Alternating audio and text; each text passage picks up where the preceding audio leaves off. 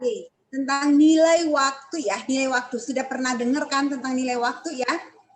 Jadi nanti saya kasih yang ini kan secara konsepnya.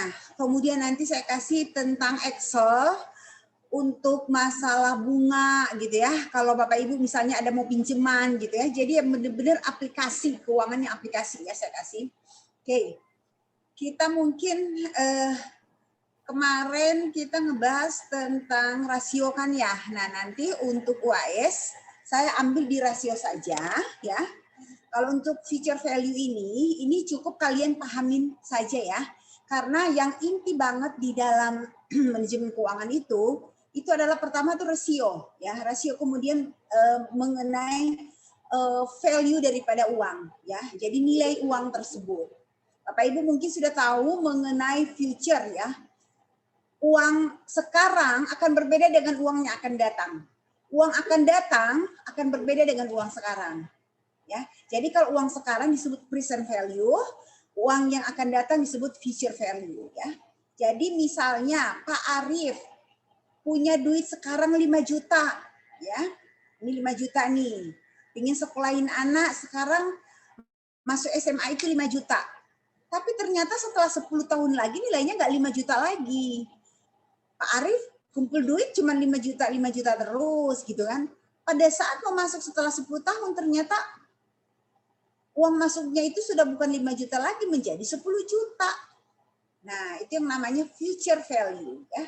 Mungkin sudah Bapak Ibu mungkin sudah sering ya, sudah memahami ya mengenai future dan present value. Nah, value ini, nilai uang ini, inilah yang selalu digunakannya.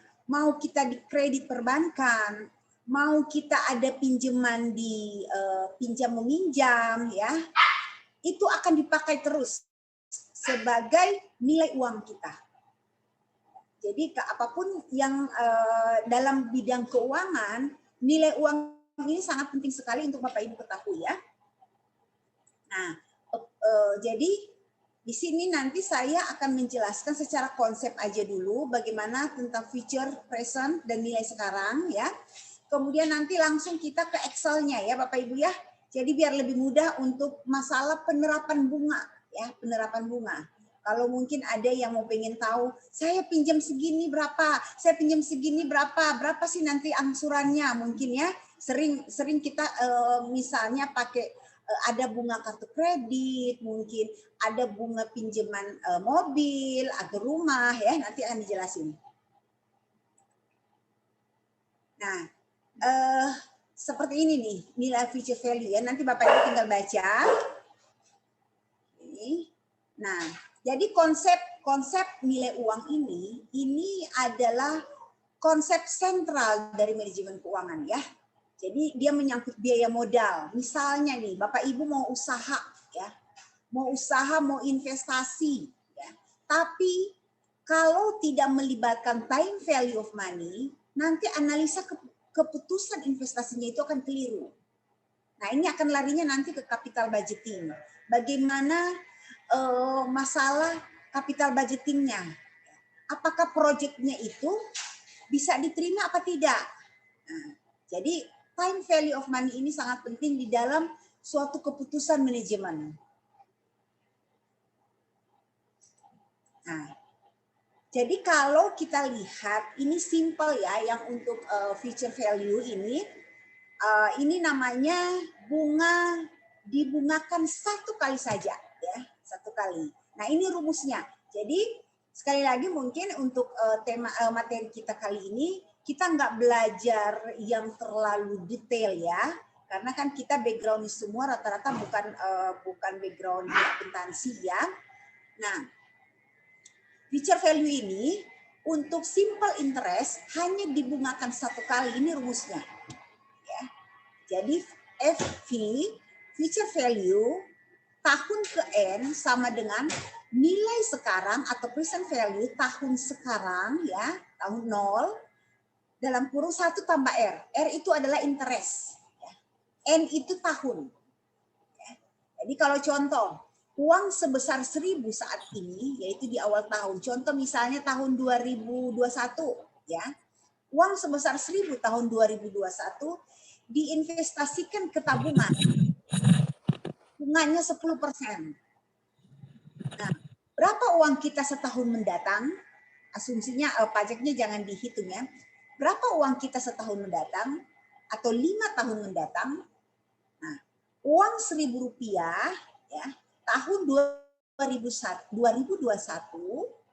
Nah, ini rumusnya nih.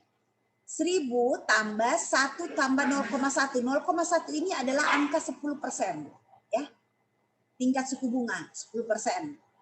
Tahunnya karena hanya setahun, jadi kita pangkat 1. 5 tahun mendatang, kita pangkat 5. Oke? Pak Lutfi ini sudah garuk-garuk kepala, puyeng kali ya lihat rumus. Puyeng ya Pak? Masih enggak, Bu. Sarapannya itu mah Pak Lutfi, Bu. Itu kerjanya Pak Lutfi itu, Bu. Iya. Waduh, luar biasa ya. Oh iya, Pak Lutfi kan di bank ya. Betul, Bu. Bang. Ya, betul. Jadi ini memang sudah makanan hari-hari ya Pak Lutfi ya. Oke.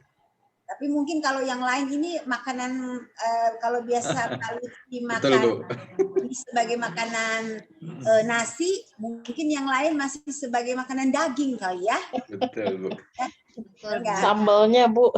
Iya. Gitu. Nah, jadi Pak Lutfi dengar aja pastinya ya. Nah ini. Dengar Bu. Ya, untuk 5 tahun mendatang, jadi dipangkatkan 5. Ya Bapak Ibu ya, dipangkatkan 5.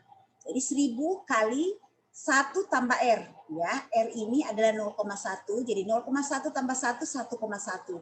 Pangkat 5. 5 itu 5 tahun ya. Jadi uang 1.000 tahun 2021, pada tahun 2025 itu menjadi 1.610. Ya, oke. Ini kalau dibungakan lebih dari 1 kali, frekuensinya digandakan ya. Digandakan artinya dalam 1 tahun bisa terima 2 kali. Jadi 2 kali penerimaannya. Dan misalnya 6 bulan ya, ini contoh 6 bulan. Berapa uang kita setahun mendatang atau 2 tahun mendatang ya. Berarti frekuensinya, jumlahnya dalam setahun itu dibikin 2 kali, digandakan ya. Berarti K kali N ya. K-nya itu artinya 2 kali, N-nya itu tahunnya ya. Jadi kalau misalnya N5 berarti 2 kali 5 ya. Nah, ini rumusnya. Ya. Jadi tahun pertama kalau ada penggandaan berarti jadi 1.102 ya. Kemudian tahun kelima kalau digandakan 1.215 ya. Nah, Bapak Ibu bisa lihat sini ya. Nah, ini kita akan terima uang Rp1.000 per tahun selama 4 kali. Ya. Uang diterima akhir tahun. 1.000. Totalnya jadi 4.641. Kalau kita hitungnya dengan bunga 10% ya. Sebentar.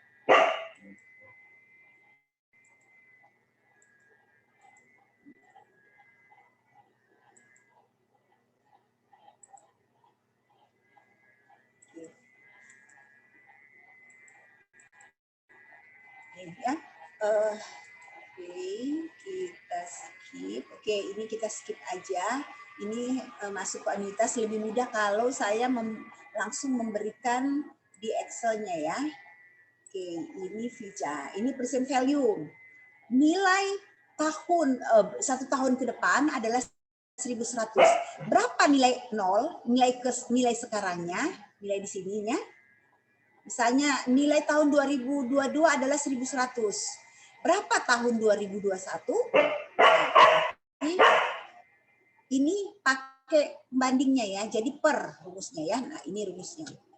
Jadi present value nilai sekarang sama dengan future value dibahagi. Kalau tadi future value duluan ya, kalau tadi dikali. Nah sekarang dibahagi. Future value tahun ke N dibahagi dengan 1 tambah R pangkat N. Jadi Bapak Ibu ingat ya, kalau misalnya kita mau ditanyakan berapa nilai sekarang, berarti present value-nya.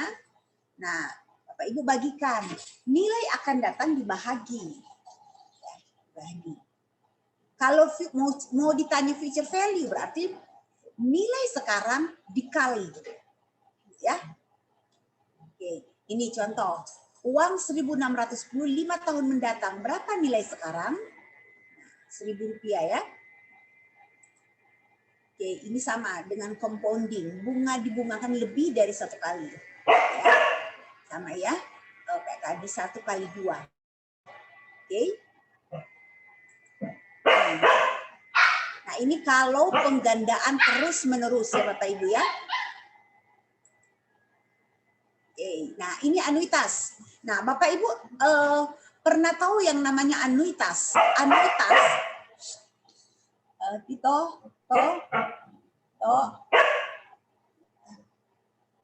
Bentar ya, Nah, anuitas itu adalah suatu serial pembayaran yang nilainya sama untuk angsurannya, sama terus. Gitu. Tapi pokoknya, sebentar.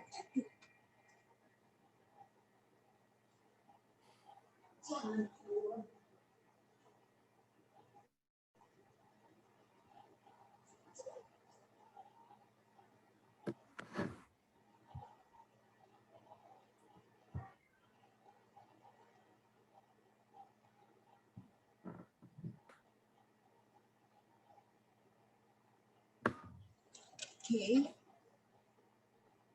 Nah, anuitas itu adalah suatu serial pembayaran ya. Jadi di dalamnya ada bunga, ada pokok pembayaran. Nah, itu akan sama terus. Misalnya kalau kita melakukan cicilan ya, cicilan rumah, ya, cicilan mobil. Nah, itu dalam serial pembayaran namanya anuitas. Ya, Bapak Ibu ya. Oke. Nah, ini rumusnya. Nanti kita akan mempelajari di Excel lebih gampang. Ya. Nah, ini ya untuk seri aliran kas yang tidak sama besar. Oke, Bapak Ibu di sini ya. Oke, sampai dengan di sini sebelum kita masuk ke Excel-nya ya. Ini nilai pembayarannya ya. Ini kalau kita memakai sistem anuitas. Ya, Bapak Ibu ya. Oke. Sampai di sini ada yang mau bertanya dulu sebelum kita masuk ke skip ke Excel-nya. Ada yang mau bertanya? Masih jet lag, Bu. Lanjut dulu deh. Ya. Masih berusaha mencerna. Ikut dulu, Bu. Masih bingung ya? Oke. Ya, Bu. Ya. Oke, sebentar ya.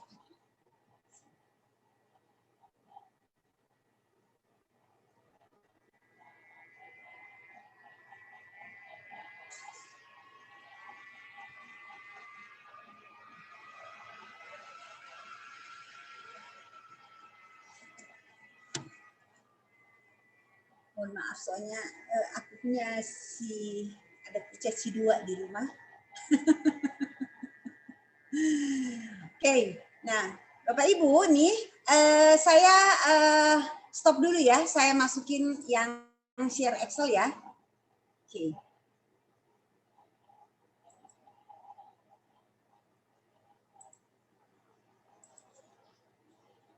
Nah, oke, ini masih bingung juga enggak? Ini lebih bingung lagi ya. Kelihatan nggak ini? Kelihatan semuanya? Kecil, Bu. Kelihatan, Bu. Kelihatan, Bu. Kelihatan, Bu. Bentar, aku gedein ya. Ini kelihatan? Ya, jelas, Bu. Kelihatan jelas ya. Bu, ya. Nah, tadi kan kita sudah mempelajari tentang future value ya. Nah, Bapak Ibu, ini Excel, Ibu yang buat sendiri, pakai format Ibu sendiri ya. Jadi memang khusus Ibu siapin untuk mahasiswa-mahasiswa di manajemen keuangan ya. Jadi ini benar-benar nggak ada di tempat lain. Ya, nggak ada ini Ibu yang buat sendiri pakai Excel dan ini sangat mudah. Jadi Ibu harap jangan di-share ya, jangan di-share, khusus untuk kalian aja gitu ya. Karena namanya sebenarnya ini Ibu mau pingin bikin di Ada hak ciptanya, Bu. hak cipta. Iya, Iya, soalnya Bu. ya, cukup puyeng bikin ini biar maksudnya kan lebih mudah. Ini nih simulasinya nih banyak sekali nih ya. Nah, oke, sebelum masuk ke situ, saya jelasin dulu. Nah, ini ada bunga. Kita mengenalkan ada bunga tetap sama bunga mengambang, ya. Pada paham kan semua bunga tetap, bunga mengambang. Waktu zaman krisis dulu, kita itu punya bunga, ya. Bunga suku bunga kita itu adalah waktu lalu itu adalah fixed interest, ya. Kurs Bapak Ibu masih ingat kurs kita dulu ya. Nah, akibat kurs kita dulu yang kurs kita ya sekarang kan dibikin floating ya. Nah, kalau kita memakai bunga tetap itu ada efek positif negatifnya. Kalau floatingnya juga sama gitu kan ya. Nah, kalau dibiarkan mengambang bisa floating interestnya itu bisa mengikuti, artinya kan mengikuti keadaan situasi makro ya. Makroekonomi kita gitu. Jadi ya resiko kalau misalnya dengan suku bunga floating terjadi apa-apa kurs bisa naik sampai ke nilai yang tertinggi.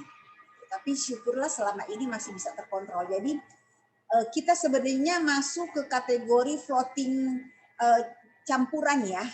Karena pada saat Bapak Ibu bisa tahu kan misalnya suku bunga kita ya dengan nilai rupiah kita. Kalau suku bunganya sudah naik, kursnya sudah naik tinggi, kan langsung di backup sama Bank Indonesia ya, sehingga kurs kita itu nggak sampai benar-benar anjlok sekali ya, sampai benar-benar melemah terhadap USD, gitu ya. Jadi waktu lalu kan sempat sampai di berapa tuh? 20.000 ya, waktu lalu khusus lalu gitu ya. Nah, jadi pemerintah langsung turun tangan ya untuk menghandle di pasar. Gitu. Jadi saat ini kita punya mata uang kita itu masih dalam posisi campuran sebenarnya ya, nggak dibiarkan floating full gitu ya. Nah oke. Terkait ke bunga ya, jadi tadi ada bunga tetap dan bunga mengambang ya. Jadi yang dimaksud dengan di manajemen keuangan di sini adalah suku bunga kredit ini ya, suku bunga kredit ya. Yang tadi Ibu katakan adalah floating terhadap suku bunga interest terhadap mata uang kita ya, mata uang kita. Nah sekarang yang dimaksud kita akan pelajari di sini ini adalah tentang interest kita, ya, suku bunga kredit. Kalau mungkin Bapak Ibu sering ya mungkin sekarang ada pinjaman ya. Nah Bapak Ibu cek nih pakai bunga apa nih, bunga floating atau bunga fix, gitu ya. Nah jadi kalau kita pakai bunga mengambang, otomatis kita akan mengikuti suku bunga pasar, ya, suku bunga pasar. Nah itu yang memang repot sekali. Oke. Nah dalam sistem angsuran ada lagi. Jadi selain bunga tetap, bunga mengambang, nah di dalam sistem angsuran itu ada namanya bunga flat, bunga efektif, dan bunga anuitas. Ya, flat, efektif, dan anuitas. Bapak Ibu bisa tahu ya. Nah, apa yang dimaksud dengan bunga flat? Ya, nah bunga flat itu artinya Bapak Ibu pasti sudah bisa paham ya, bunga yang akan tetap terus, nggak berubah. Kalau Bapak Ibu pinjam selama 3 tahun, bunga itu akan tetap terus. Misalnya bunganya 12% pinjaman kreditnya, bunganya sama selama 3 tahun. Ya. Nah, kemudian ada lagi sistem bunga efektif. Ya. Nah, sistem bunga efektif ini dia akan menurun terus. Ya. Jadi Bapak Ibu bisa lihat di sini ya, dari jumlahnya itu akan menurun terus. Nah, ini yang namanya sistem bunga efektif. Bagaimana dengan sistem bunga anuitas? Nah, sistem bunga anuitas, interestnya semakin hari semakin turun, ya, interestnya. Pokoknya itu tetap. Ya. Nah, tapi dari keseluruhan, ya, dari angsuran itu akan tetap. hanya bunganya semakin hari semakin kecil. Seperti itu. Itu yang sistem bunga anuitas. Oke. Sebentar, Bu. Punten, Ibu. Oke. Ya. Dari penjelasan Ibu kok kayaknya agak sedikit beda ya, Bu, dalam praktek saya di lapangan ya, Bu ya. Oke, ya. Nah, kita Jadi kalau misalnya efektif itu suku bunga itu mengikuti sisa pokok ya. Jadi Ya. pokoknya itu yang tetap. Suku bunganya itu tetap aja misalkan 12% tetap 12%, tapi itu akan menurun karena sisa pokoknya yang berkurang ya, gitu kan. nanti kita lihat. Oke, betul. Nah, ini. Ya kalau yang untuk anuitas kan akan tetap angsurannya tetap. Nah, untuk suku bunganya juga akan menurun karena mengikuti sisa pokok. Nah, nanti sisa pokoknya itu akan mengurangi hasil pengurangan dari total angsuran dikurangi bunga. Biasanya di sesi praktek lapangan seperti itu. Ya, betul. Jadi, kalau di efektif itu, angsuran pokoknya itu akan tetap. Tetapi dia akan mengalami penurunan. Ya. Jadi ingat, efektif. Berbeda dengan anuitas. Ya. Kalau anuitas itu, dia akan tetap terus angsurannya. Ya. Angsuran nanti kita akan lihat di contohnya. Jadi perbedaan efektif dengan anuitas, yaitu anuitas itu bunganya akan turun terus, ya. Tapi angsurannya tetap, gitu ya. Angsurannya tetap. Berbeda dengan bunga efektif. Bunga efektif itu akan mengalami penurunan selalu, akan mengalami penurunan, walaupun pokoknya itu tetap, ya. Ibu bisa paham ya. Jadi akan secara total keseluruhan angsurannya itu menurun. Jadi gini. Berbeda anuitas dengan efektif. Kalau anuitas, angsurannya akan tetap terus. Sama terus. Ya. Nah, kalau di bunga efektif, angsurannya itu akan menurun. Ya. Bapak Ibu bisa lihat di sini ya, pengenalan bunganya ya. Nah, akan menurun terus, jumlahnya menurun. Karena dia merupakan sistem bunga menurun atau sliding interest. Nanti mungkin kita lihat di contoh ya, simulasi ya Pak Lutfi ya. Oke. Nah, jadi ini ada 3 simulasi. Nanti Bapak Ibu bisa lihat ya, mana yang paling menguntungkan. Kita memakai sistem bunga flat, bunga efektif, atau anuitas. Jadi Bapak Ibu bisa lihat. Ya. Nah di sini, ini saya sudah nge-link ketiga ini. Tinggal kita ngelihat, tinggal Bapak Ibu kalau misalnya Bapak Ibu punya pinjaman, ya, Bapak Ibu bisa masukin di sini. Tinggal pokok pinjamannya dirubah, suku bunga dirubah, ya, kemudian jangka waktu dirubah. Nah ini JB ini artinya jumlah bulan. Jumlah bulan itu artinya kalau misalnya 2 tahun berarti 24 bulan. Oke ya. Nah ini contoh ya. Ini oke ya. Nih. Hilang kan? Oke. Nah, langsung muncul semua kan Bapak Ibu ya. Nah, ini juga sama. Ini misalnya aku taruh 14%. Nah, berubah semua ya. Oke, ini saya taruh 3 berarti 36 ya. Nah, jadi 36. Akan berubah semua ya. Tapi oke, kita pakai contoh dulu 2 ya. Ini 12. Bisa kelihatan semuanya? Halo? Bisa, Bu. Bisa, Bisa. Ibu. Jelas Bu, terlihat ya. Bisa Bu. Sistem bunga flat ya, sistem bunga flat yang pertama harus dilihat adalah angsuran pokok ya, per bulan jumlahnya tetap. Angsuran pokok jumlahnya tetap. Angsuran bunga ya. Ini disingkat dengan AB adalah P kali I kali T bahagi JB. JB itu jumlah bulan adalah angsuran bunga kredit. Ya, angsuran bunga kredit dibahagi bulan. Nah, ini jumlahnya tetap. Ya. Kemudian total angsuran adalah A sama dengan AP tambah AB. Ya, jadi angsuran pokok tambah angsuran bunga. Jadi total angsuran adalah angsuran pokok tambah angsuran bunga. Nah, ini semua tetap. Ya. Nah, nih. Jadi dengan asumsi kalau Bapak Ibu misalnya mau pinjam dana, pokok pinjamannya 300 juta misalnya. Dikasih nih 12%. ditawarin sistem bunganya flat, ya. Atau kadang juga BCA, biasanya kan ada cap and apa tuh BCA, cap and apa tuh? Fix and cap, Bu. Cap and apa tuh? Fix and cap. Fix and cap. Nah, Fix and artinya cap. fix itu dia memakai sistem bunga flat. Ya, tetapi setelah beberapa periode, misalnya 3 tahun, dia akan mengambang, ya. Nah, dia bisa memakai floating, ya, mengikuti dengan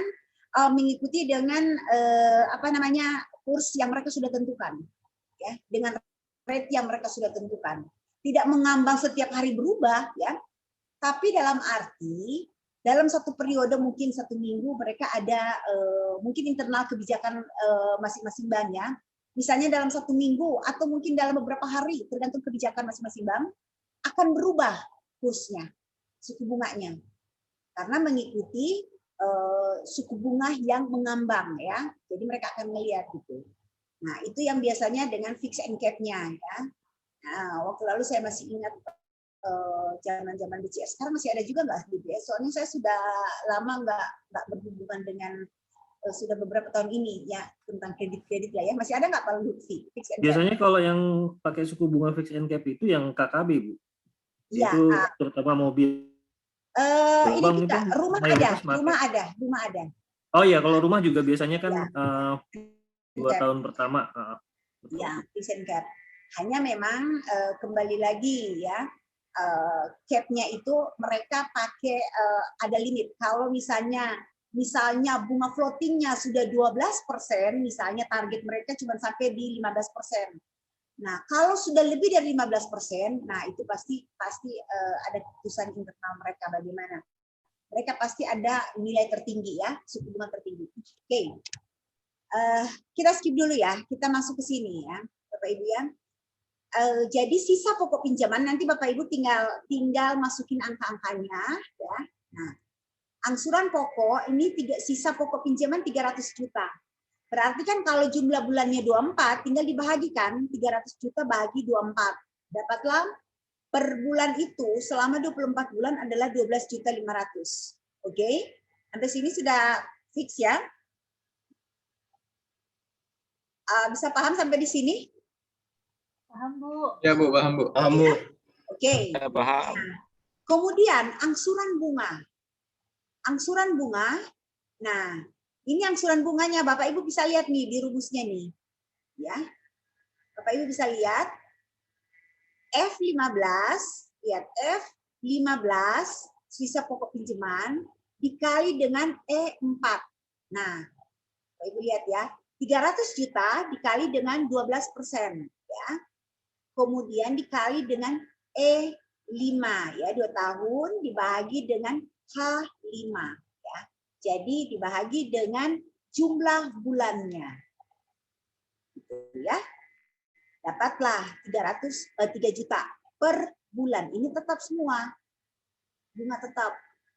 Jadi selama 24 bulan, ya. Selama 24 bulan, ya, kan 12% kali 300 juta, gampang aja. 12% kali 300 juta dibahagi 24 bulan, dapat 3 juta. Jadi selama 24 bulan, ya, nilai angsuran bunganya itu adalah 72 juta. Oke. Nah, berapa angsurannya per bulan? Tinggal ditambahin 12.500.000 ditambah angsuran bunga 15.500.000. Ini tetap semua, ya. Jadi ini tetap, total angsuran tetap. Oke. Nah, pada bulan ke-24 angsurannya langsung 0. Ya, sudah habis, sisa pokok pinjamannya habis. Ya. Jadi secara total untuk simulasi dengan menggunakan sistem bunga flat, kalau angsuran pokoknya 300 juta, angsuran bunganya 72 juta, total angsurannya 372 juta. Oke.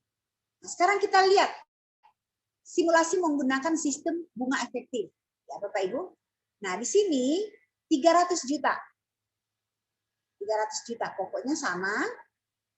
Angsuran pokoknya itu adalah jumlah pokok pinjaman dibahagi dengan bulan. Ini tetap semua angsuran pokoknya 300 juta. Kemudian angsuran bunganya. Nah, ini nih angsuran bunganya nih. Berarti angsuran bunganya ini, Bapak Ibu lihat nih di sini nih. Angsuran bunga sama dengan SP ya. Sisa pokok dikali dengan interest ya, kali T-nya tahunnya dibagi dengan jumlah bulan ya. N15 ini adalah pokok sisa pokok pinjaman dikali dengan E4 E4 12%, oke, 300 juta kali 12% ya. Dibagi dengan 24 bulan ya, dapat 3 juta. Oke. Nah, total angsuran adalah pokok angsuran sama ini. Oke. Nah, berapa sisa pokok pinjaman? Tinggal dikurangin kan. 300 juta dikurangi dengan pokoknya ya. Jadi nih kurang K16. Jadi pokok pinjaman adalah 300 juta dikurangi dengan angsuran pokok. Dapatlah segini. Nah, sekarang untuk bulan kedua. Bulan kedua ya. Kurangin lagi 287.500 kurang 12.500 kan pokoknya, kan sama pokoknya ya. Dapat 275. Nah, sekarang berapa sih angsuran bunganya? Berarti N berapa? N16 dari sisa pokok ini. Sisa pokok. Ya. Sisa pokok dikali dengan 12%. Oke, sampai di sini dibagi dengan jumlah bulannya ya, jumlah bulannya gitu ya. Jadi nih dari sini dikalikan dengan interestnya nih ya. Nah, Bapak Ibu tinggal misalnya nih ada beberapa kan, tinggal di copy aja semua nanti rumusnya. Oke. Nah, artinya di sini kalau Bapak Ibu menggunakan sistem bunga efektif ya, angsuran pokok dengan pokok pinjaman 300 juta, Bapak Ibu bayar bunga 37.500.000. Ya. Bunganya 37.500.000. Jadi total angsurannya 337.500 sampai dengan selesai, ya. Oke. 2 tahun ini ya pinjaman. Sekarang sampai di sini paham di sistem bunga efektif? Paham, Bu? Paham, Bu. Ya. Oke. Alhamdulillah paham, Bu. Paham, Bu. Masuk ke simulasi sistem bunga anuitas. Ya. Simulasi sistem bunga anuitas. Nah, ini perhitungan anuitas. Nah, Bapak Ibu nggak usah capek-capek mau hitung ya. Kalau misalnya Bapak Ibu mungkin tidak bukan kayak Lutfi yang di bank ya, yang membutuhkan ini ya. Bapak Ibu mungkin mau tes, saya punya pinjaman nih, berapa sih sisa bunganya dengan interestnya segini? Atau mungkin ada keinginan mau minjem, mau ambil kredit di bank, ya? Atau mungkin kadang-kadang ada yang lembaga keuangan lainnya, mungkin ya selain bank. Nah, hati-hati di dalam mereka orang marketing yang menawarkan macam-macam sistem bunga ya, hati-hati ya. Jadi Bapak Ibu tes dulu dengan Excel ini ya. Nah, kalau dengan tadi ya sekarang kita lihat nih sisa pokok pinjaman masih sama ya 300 juta. Kemudian angsuran, Bapak Ibu ingat kalau misalnya angsuran untuk anuitas itu angsurannya pasti sama, ya. Pokoknya sama, total angsuran sama tiap bulan ya. Yang berbeda itu adalah angsuran bunganya, ya sama dengan efektif. Angsuran bunganya juga menurun, ya. Angsuran bunganya menurun. Tetapi yang membedakannya adalah pokok, ya. Kalau pokok di anuitas, ya akan berbeda dengan pokok di efektif. Di efektif itu pokoknya sama semua. Anuitas pokoknya dengan bunga itu sama, gitu ya. Kebalikan dia nantinya. Kalau di anuitas, awal-awal peminjaman itu bunganya besar, ya, pokoknya kecil. Tapi semakin lama, semakin menuju selesai, pokoknya gede. Nah, Bapak Ibu bisa lihat di sini, nih, coba lihat.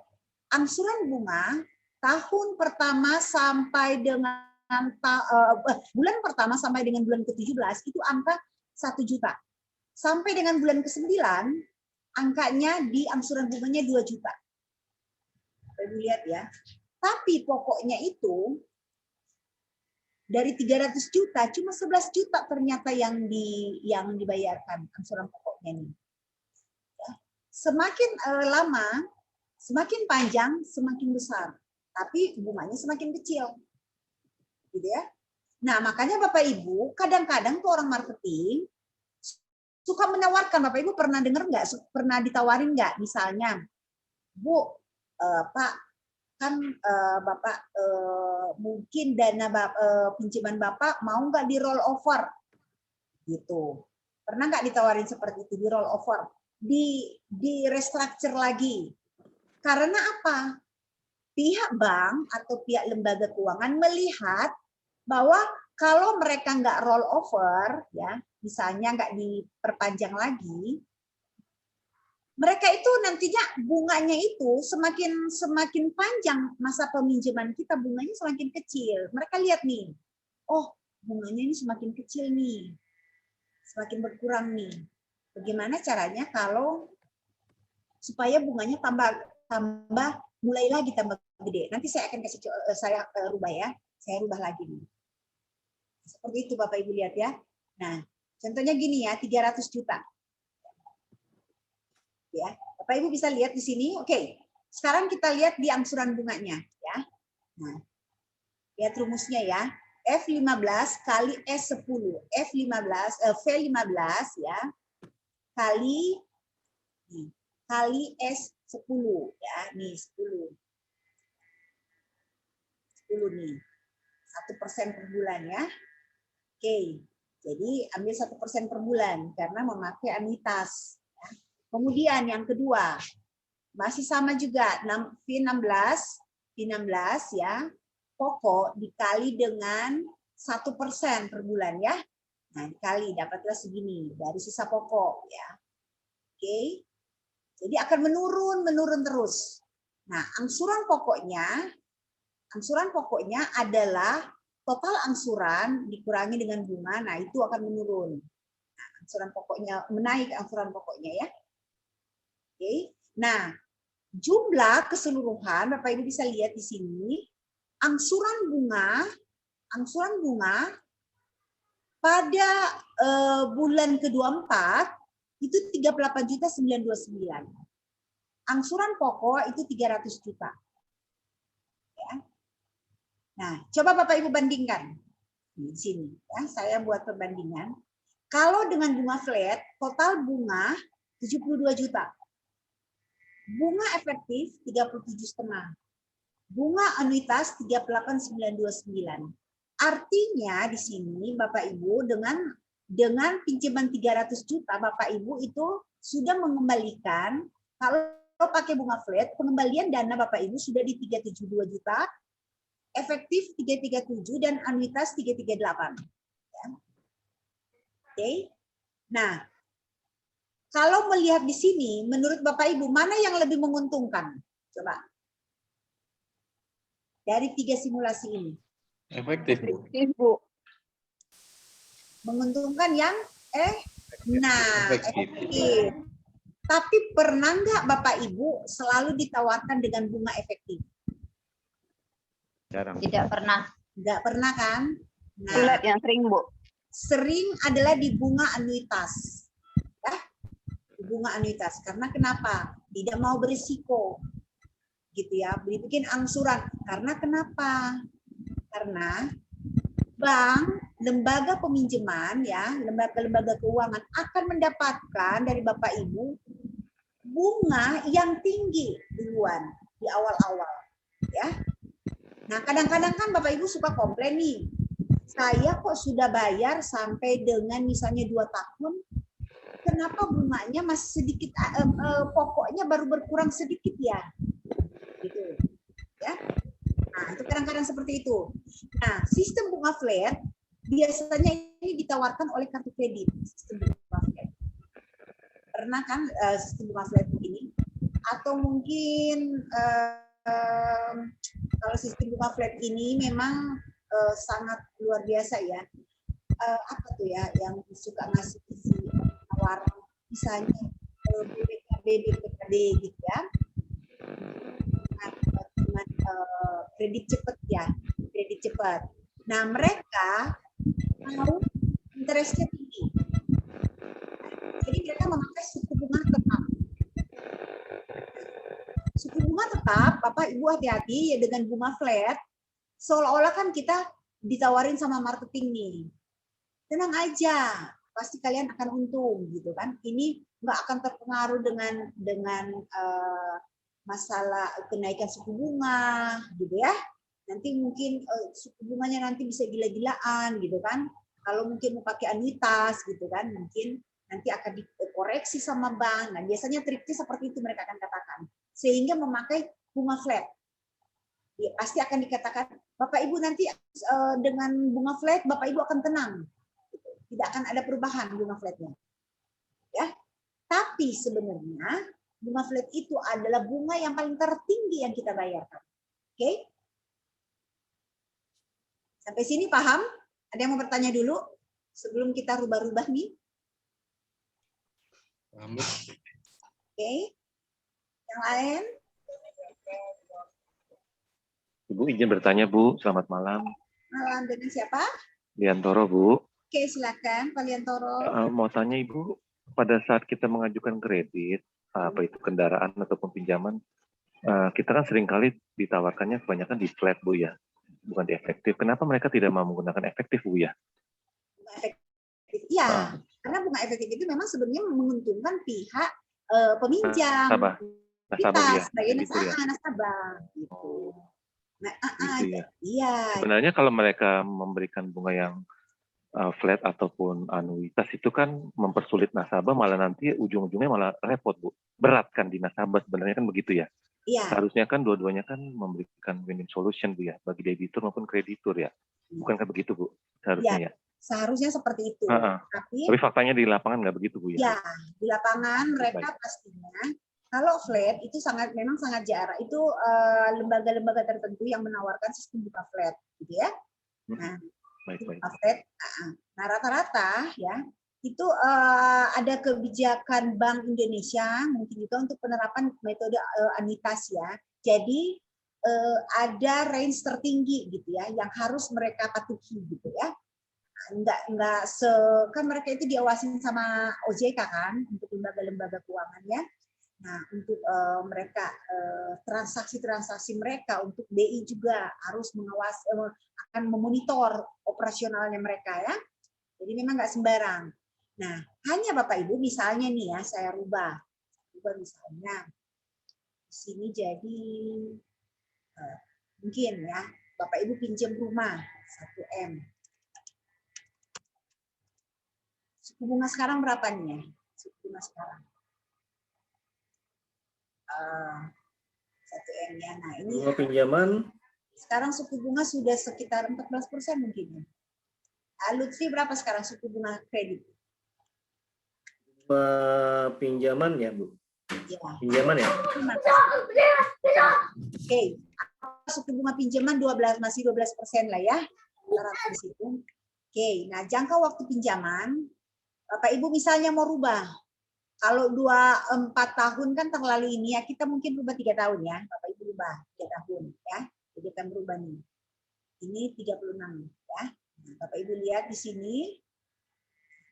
Nah, ini kan masih ada sisa. Nah, Bapak Ibu tinggal insert.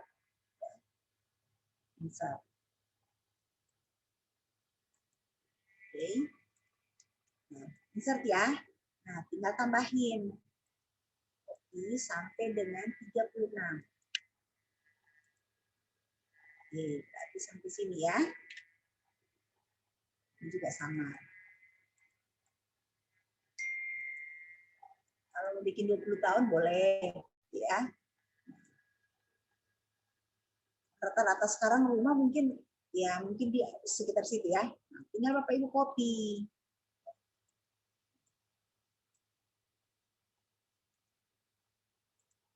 Nah, ya. Tinggal rumusnya dirubah di bawah ya. Sampai dengan C, tadi C39. Rubah sampai dengan C51.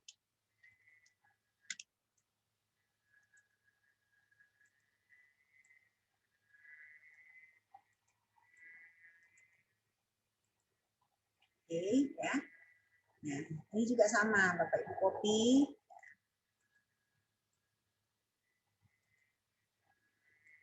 Ini kalau 3 tahun ya, tinggal dirubah.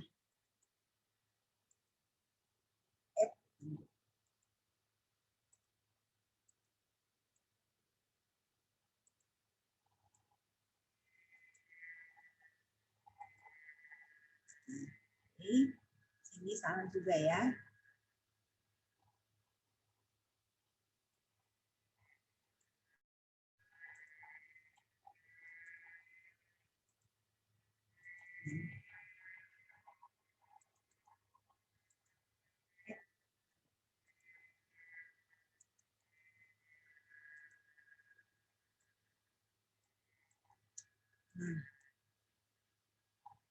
Nah, ini Bapak Ibu ya.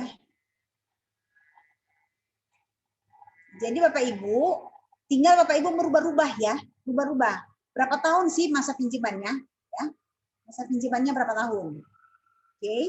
Nah, ini bisa dilihat di sini ya, jauh beda kan? 195 juta memakai anuitas, memakai bunga efektif 185, ya. Kemudian memakai bunga flat itu 360 juta. Nah, Bapak Ibu bisa lihat nih di anuitas ya, yang parah nih di anuitas nih. Contohnya Bapak Ibu itu pinjam 1M, kemudian Bapak Ibu misalnya sampai dengan bulan ke-20, Bapak Ibu mau mungkin ada kelebihan duit ya, misalnya. Nah, Bapak Ibu mau lunasin anuitas, maka pasti mereka akan kena penalti. Yang kedua bisa jadi ini ada macam-macam triknya, harus bayar sesuai angsuran, ya, atau Bapak Ibu nantinya akan dihitung kembali untuk interestnya. Yang kedua ya. Nah, atau kemungkinan opsi yang berikutnya lagi, Bapak Ibu misalnya ternyata kesulitan dana, ya. Misalnya sudah sampai di misalnya nih bulan ke-18 tiba-tiba terjadi tahun 2020 nih. Anggaplah 2020 ini di Maret 2020 Bapak Ibu ternyata sudah nggak kuat karena kena COVID. Misalnya nih, ya. Sini. Nah, Bapak Ibu misalnya mau ditawarin, oke Pak, Bapak kan dananya nih ya, Bapak mau di reschedule lagi nggak? Di restructure nggak hutangnya? Nah, Bapak Ibu bisa lihat nih, ya. Ini saya misalnya hapus dulu ya. Total bunga ya, misalnya ditawarin di bulan Maret ini. Sini. Contoh ya, dihapus. Berarti sampai dengan bulan ke-18 Bapak Ibu sudah bayar bunga 142 juta. 142 juta. Bapak Ibu bayangkan ya, sudah 142 juta. Berapa pokok yang Bapak Ibu bayarkan? Sudah ini bunga pokok sudah di 455 342. Nah, pokok sudah di sini angkanya. Sudah di 455 juta. Nah, artinya Bapak Ibu itu sudah keluarin duit sebesar ini total. Nah, Bapak Ibu berharap uangnya itu pikir-pikir saya kan sudah 600 juta. Berarti kan kalau kasarnya, kadang-kadang kan orang suka berpikir gini, saya punya uang 1M, ya, saya sudah bayar 597,85. Ini 1M aja ya. Nah, sudah 60% saya bayarkan. Saya bayarkan sudah 60%. Tapi kenyataannya yang disodorin di bank, Bapak Ibu baru bayar pokoknya baru 46%. Nah, gitu ya. Kadang-kadang seperti itu. Kita dalam pemikiran kita sudah bayar 60% karena saya sudah keluarin duit 597 juta, hampir 600 juta. Dalam pemikiran kita. Kita lupa kalau bank itu menarik dana duluan, menarik bunga duluan. Mereka nggak mau ambil risiko duluan, risiko di belakang. Bank pasti, semua bank ya, pasti akan menarik keuntungan di awal. Nah, makanya kadang-kadang kan tadi sudah nilainya sudah tinggal sedikit ditawarin lagi. Nah, contoh, Bapak Ibu mau nggak misalnya ya? Oh tadi coba ya saya undo dulu ya, saya undo dulu. Oke, saya copy dulu ya ini. Berapa sih sebenarnya kalau Bapak Ibu terusin bunganya ya?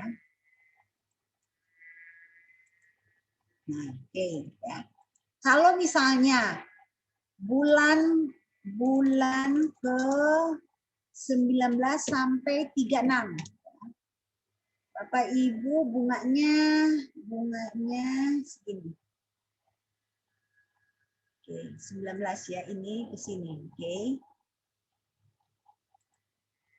53 juta ya. 53 juta 244 ini bunga. Bunga ya. Pokok yang tersisa itu adalah 544. Dari bayar bunga segini dengan pokok 544 ya, pokok yang tersisa. 544 657 173 ya. Nah ini. Oke. Nah, sekarang saya hapus ya. Sekarang Bapak Ibu karena kesulitan dana diminta sama mereka, oke Pak, mau nggak di reschedule lagi? Nah, reschedule lagi, oke, kita rubah ya. 544 657 173. Kita rubah di awal sini aja. Di sini juga bisa sih kita rubah di sini, tapi sini aja. 544 657 173.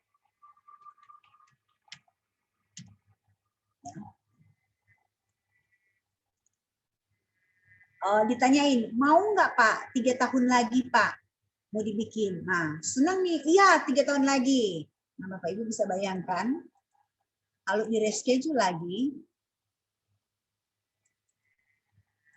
nah, reschedule lagi, nih Bapak Ibu bayar bunga ketambahan 100 juta lagi, 106 juta lagi. Ya. Dari yang pertama yang tersisa 53 juta ya. Setelah reschedule atau istilahnya restructure, Bapak Ibu bayar bunga 106 juta nih. Ya. 106 juta. Artinya dengan ini setelah dan ini sebelum. Nah, sebelumnya ini. Jadi selisihnya Bapak Ibu mesti bayarin sekitar 50-an. Nah, ini nih. Angka ini nih. Nah, ini yang Bapak Ibu harus keluarin dana lagi. Gara-gara diminta reschedule. Ya, bank yang untung reschedule. Walaupun memang secara kasat mata kelihatannya cash flow kita itu lebih menguntungkan. Kan kita jadi lebih cicilannya kan tadi jadi lebih rendah kan, total cicilannya kan. Cicilannya jadi lebih rendah. Ya. Cicilannya jadi lebih rendah. Oke ya. Nah, bisa paham sampai di sini? Oke. Paham Bu ya. Paham Bu. Ada yang mau bertanya? Bu, satu lagi boleh Bu? Boleh, silakan Pak Liantoro. Silakan. Kenapa bunga pinjaman kartu kredit tanpa anggunan KTA dan pinjaman online bunganya tidak mengacu kepada BI ya Bu ya? Apakah itu sudah merupakan pelanggaran Bu? Nah ya, jadi gini, Itu untuk kartu kredit kadang-kadang kan atau KTA. Nah, KTA itu berbahaya ya. Gimana ya? Termasuk pinjol Bu ya, pinjaman Ya, online. ya pinjaman online kita mesti hati-hati ya, karena mereka tahu bahwa kita memang dalam keadaan terjepit. Ya. Nah, sama juga kita depositoin, kan banyak juga Bapak Ibu melihat ya, Bapak Ibu melihat kan ada tuh pinjam deposito di bank mana ya, CIMB atau bank mana gitu, yang bunganya itu lebih tinggi dari suku bunga BI.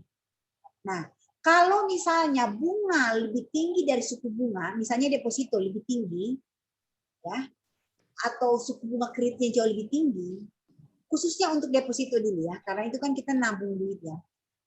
Kalau misalnya kita masuk ke suku bunga yang lebih tinggi, maka tidak akan tercover pada saat bank tersebut terjadi apa-apa. Misalnya nih, suku bunga deposito sekarang itu ada di angka 3%, rata-rata di 3%, 2,85, kecil banget sekarang. Sebelumnya, di zaman COVID itu, sebelum COVID itu masih di angka 5-6%. Ada yang kalau bank-bank BUMN itu, Bank Mandiri itu 4,5%, 5%, 6% gitu ya. Nah, yang agak-agak lumayan tinggi itu BTPN, 7% gitu ya. Nah, itu masih mengikuti suku bunga BI. Tapi kalau ada bank-bank yang menawarkan pada saat sebelum COVID itu di angka 10%, nah itu yang nggak akan di-cover pada saat misalnya contoh, bank CIMB contoh ini ya. Ini bukan berarti bank CIMB menawarkan lebih tinggi ya. Jadi itu aturan yang sudah ditetapkan. Kalau Bapak Ibu misalnya nabung di situ, kemudian terjadi apa-apa, itu nggak akan ditanggung. Itu resiko. Jadi kita jangan tergiur dengan bunga tinggi. Kalau terjadi apa-apa dengan banknya, nah itu bisa berabe. Makanya kenapa bank-bank yang kuat, bank BCA, bank Mandiri, bank BNI, mereka nggak akan mungkin menawarkan dengan bunga yang tinggi. Mereka pasti akan menawarkan di bawah suku bunga BI. Karena maksimal itu adalah suku bunga BI. Nggak boleh lebih. Kalau lebih menjadi tanggung jawab perbankan, bank itu sendiri, gitu ya. Nah, sama juga dengan kredit, suku bunga kredit. Gitu. Artinya risikonya itu kita yang harus tanggung. Gitu. Suku bunga itu kita yang harus tanggung untuk lakukan pembayaran. Gitu. Hanya memang kalau kita namanya dipinjol, ya KTA, nggak berbelit-belitan kalau kita mau minjem. Kalau kita mau minjem di bank, pasti akan ditanyakan kolateral kita apa ya. Kita mau pinjam untuk modal kerja. Nah, kalau ada modal kerja pasti mesti ada proyek. Mau rekening koran kah? Ya, atau tidak gitu ya. Atau pinjaman modal kerja atau pinjaman bukan pinjaman modal kerja ya. Atau mungkin kadang-kadang kan ada tuh pinjaman inovasi dan lain sebagainya ya. Nah, pasti kalau kita minta lewat perbankan ada analis kreditnya. Berbeda dengan dipinjol. Cukup mungkin pinjol itu apa tuh? Pinjaman online ya. Saya kebayang tuh pinjol. Mereka juga yang memberikan pinjaman, mereka risikonya tinggi. Risikonya tinggi. Kenapa bunganya diberikan tinggi? Karena risikonya mereka juga tinggi.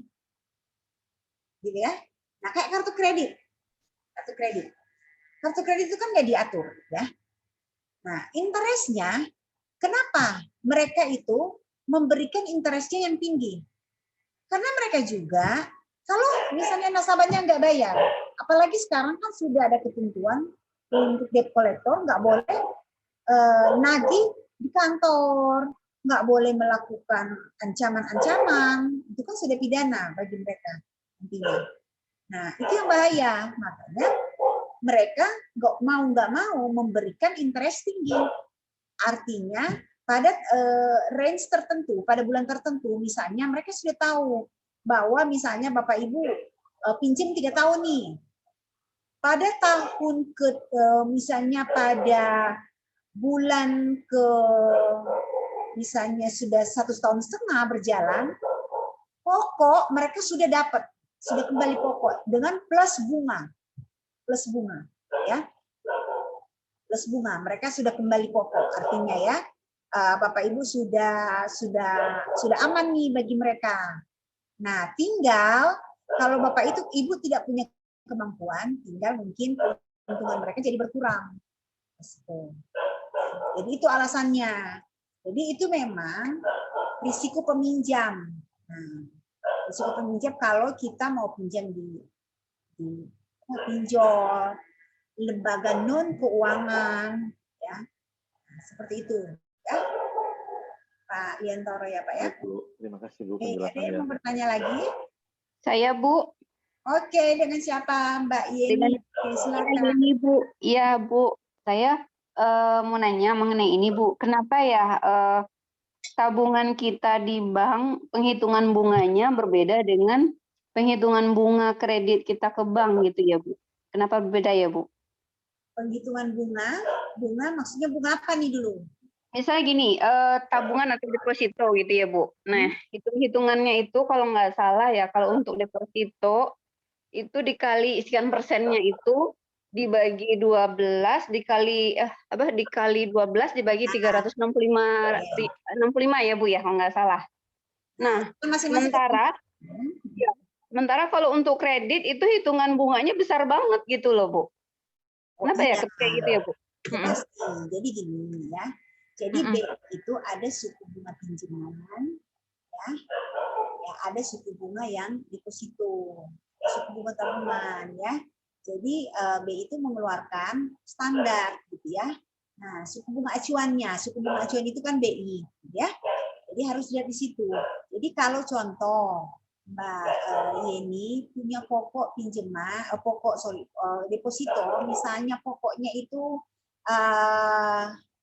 500 juta lah ya. Ya, ini pokok. Nah, bunganya ditawarin misalnya 3%. Berapa?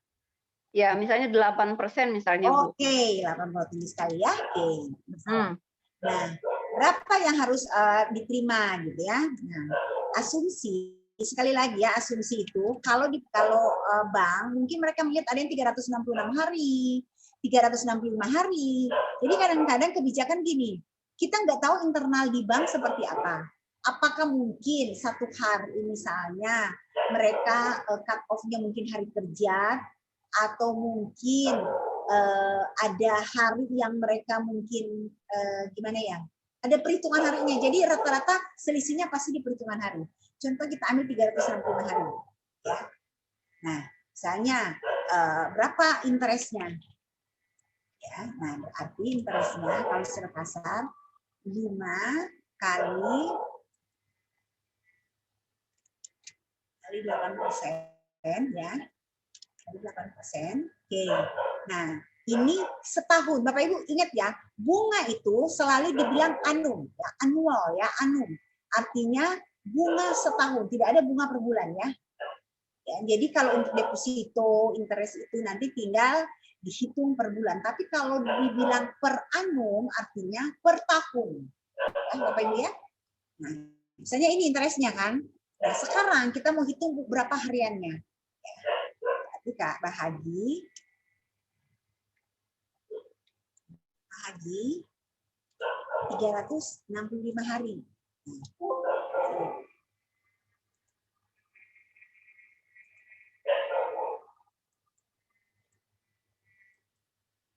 Nah, dapat segini ya. Ini per hari, oke? Interestnya, ini interest per hari, ya. Nah, kita nggak kelihatan Bu. Nggak kelihatan di layarnya Bu. Oh, nggak kelihatan sebentar. Oke, saya kasih gede ya. Sebentar. Ini kelihatan nggak? Nih. Yang lagi Ibu hitung itu sebelah sana ya. Kayaknya masih kurang Ini ya Bu. Saya kasih warna ya, Bu. ya. Saya kasih warna ya. Ini kelihatan nggak? Kayaknya layar ke kanan dikit ya Bu ya. Nih. Kelihatan? Nih. Bentar. Kelihatan? Nah, ini kelihatan. Ya, jelas. Kelihatan? Ya, kelihatan Bu. Nah, nih ya. Ini contohnya ini ya. Nah. Nah, ini pokok pinjaman kita 500 juta, bunganya 8%, asumsinya 365 hari. Nah, ini interestnya. Tapi ingat Bapak Ibu, deposito itu ada pajaknya. Pajaknya 20%. Jadi berapa yang diterima? Yang diterima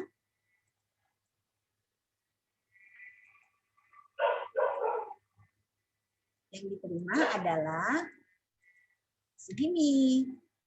109 kali 20%. Nah, kalau pajaknya berarti 109 kali 20%. Tapi yang Bapak Ibu terima adalah ini nih. Nah, 87.671. Tinggal paling selisih sedikit mungkin. Karena mungkin dia pakai 366 hari atau tidak, kita kan nggak tahu asumsi harinya ya. Tapi rata-rata kan pasti 365. Cuman memang kadang-kadang mereka hitung ada mungkin mungkin kalau jamnya mungkin bisa jadi, kita kan nggak tahu ya. Kalau misalnya jamnya itu kita mau cairkan, kita info ke mereka kita mau cairkan, jamnya itu sudah lewat dari jam 12 mungkin, bisa jadi ya. Kan masing-masing itu tinggal kebijakan. Nah, itu sudah masuk hitungan hari berikutnya. Bisa jadi seperti itu ya. Makanya kadang-kadang selisih, ya paling selisih sedikit. Nah, ini yang diterima, Bu. Gitu ya. Iya. Saya biasanya Ya, dengan, gimana, Bu? ya Ibu, dengan angka 500 juta itu loh Bu, kalau dihitung-hitung gitu ya, nggak sebanding dengan kalau kita minjam 500 juta bunga yang harus kita bayarkan gitu loh Bu. Nah, kenapa itu terjadi perbedaan? Ya tadi Ibu bilang karena aturan dari itu ya Bu ya, dari BI ya. Gimana Mbak Yen? Gimana? Iya, ini Bu. Bunga deposito dan bunga pinjaman. Iya, betul. Misalnya kita asumsikan pinjaman kita juga 500 juta gitu ya Bu. Nah, bunga yang kita harus bayarkan dengan kita mendepositokan uang 500 juta dengan yang kita terima gitu ya. Jadi kita selaku debitor sama kita yang selaku debitor itu berbeda gitu Bu. Perlakuannya di bank gitu. Kenapa seperti itu? Itu sebenarnya sih pertanyaannya Bu. Oke, jadi gini ya. Ini contoh ya. Ini kalau ini kalau 30 hari ya, 30 hari ya. Nah, berarti sebulan Bapak Ibu terimanya segini nih. Ya. Nah, sekarang saya mau kasih tahu. Kenapa harus ada perbedaan antara suku bunga pinjaman dan suku bunga simpanan, ya? Simpanan dan pinjaman. Ada yang bisa jawab? Simpanan, saya balikin lagi ke kalian. Pertanyaannya kenapa? Boleh jawab, Bu. Simpanan dan pinjaman. Ini secara logikanya aja. Ada yang bisa jawab? Faktor Mungkin bisa resiko jawab, Ibu. Bu. Ya, boleh silakan. Coba kita diskusi. Coba. Kenapa ada simpanan sama pinjaman? Yang pertama, selisihnya pasti ada ya. Yang pertama kan memang fungsi, kita lihat fungsi dari bank sendiri itu adalah menghimpun dana masyarakat dan menyalurkannya melalui kredit.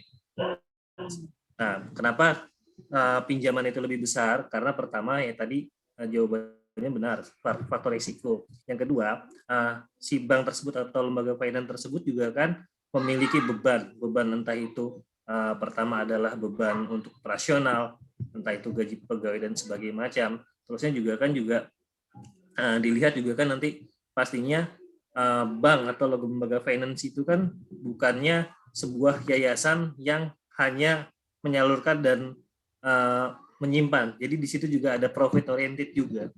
Makanya pinjaman itu selalu besar. Nah, oke, betul ya, Lutfia. Nah, jadi Ibu Yeni ya, untuk merangkum, jadi Bu Yeni berpaham. Kalau simpanan ini ya, simpanan artinya bank itu punya kewajiban ya, kewajiban ya. Dia dapat kewajiban di sini, dia mesti bayarkan kembali. Nah, bagaimana caranya? Nah, Bapak Ibu, Mbak Yeni ya harus paham bahwa bank itu kan harus ya menyalurkan dana yang dia terima. Jadi dana yang diterima itu dia harus salurkan. Jadi ini kan perbankan artinya simpan, pinjam, ya, simpan, pinjam atau pinjam dan simpan gitu ya. Jadi ada nasabah lain yang menyimpan, kemudian menyalurkan kembali simpanan tersebut dalam bentuk pinjaman atau kredit. Nah, kenapa kreditnya itu jauh lebih tinggi? Pasti dong, supaya apa? Bank itu punya pendapatan bunga, gitu ya. Nah, itu namanya pendapatan bunga. Pendapatan bunga dari mana? Pendapatan bunganya itu dari memberikan pinjaman, gitu ya. Nah, kemudian dia pasti kan ada biaya untuk membayar simpanan ini. Nah, itu ada biaya bunga, ya. Tapi dari untuk mendapatkan pinjaman, ya, mendapatkan dari simpanan, ya, sorry, dari simpanan, ya, ini dari simpanan kreditur, ya. Ini diberikan kepada debitur, ya, debitur, ya. Jadi ada pendapatan, ada biaya. Jadi selisih. Kalau misalnya ya, ternyata dapat bunga itu simpanan dari kredit itu 8%. Kemudian disalurkan ke pihak debitur, ke ini ya, kredit ya, kreditur ke kredit, kasih kredit itu dengan 8%. Nah, sekarang kalau misalnya kreditnya ini kan dari pendapatan, ini pendapatan, ini biaya. Nah, Ibu Yeni bisa ngeliat di sini, bank dapat keuntungan dari mana? Halo? Ya, halo Ibu. Nah, coba lihat. Satu pendapatan, satu biaya. Ada keuntungan nggak kalau disalurkan, dikasih ke nasabah 8%, disalurkan juga ke debitur dengan 8%. Ada selisih nggak angka di sini? Jadi habis ya Bu ya? Iya, gitu ya. Jadi secara logika ya, bahwa ada pendapatan, ada biaya, gitu ya. Pendapatan biaya. Jadi kalau misalnya simpanan itu dibayarkan kepada kreditur, ya, menjadi bayar biaya bunga bagi mereka, bank mencatat sebagai biaya, ya. Kemudian dana yang diterima itu kan kewajiban, ya, kewajiban. Kewajiban itu disalurkan kepada debitur yang mau minjem supaya bank itu mempunyai pendapatan. Ya. Bank mendapatkan pendapatan harus ada selisih, gitu. Selisih mesti 13 mungkin ya 13%. Ada ketentuan kan nggak boleh lebih. Berarti ada profitnya di sini dari selisih bunga ya berapa? 8, 9, 10, 13, 5%. Situ. Bisa paham ya Bu Yeni kenapa? Iya, ada iya Bu. Iya, udah paham Bu. Oke ya. Oke, Ada yang mau Bu. tanya lagi? Ada yang mau tanya? Itu banyak. Habis. Oke. Yang ini yang reschedule bisa paham nggak ini reschedule nih? Paham, Bu. Paham, Ibu. Nih. Jadi kalau misalnya Bapak Ibu diminta reschedule, nanti ada selisih nih 53 juta. Ya. Ada selisih bunga. Jadi kalau misalnya Bapak Ibu ada punya dana, kemudian ditawarin reschedule lagi, sebaiknya ditolak selama kita masih mampu membayar angsurannya, gitu ya. Hanya memang angsurannya kan jadi kecil, ya. Beda dengan tadi kalau kita angsurannya besar, kalau tadi ya, misalnya 1M gitu ya.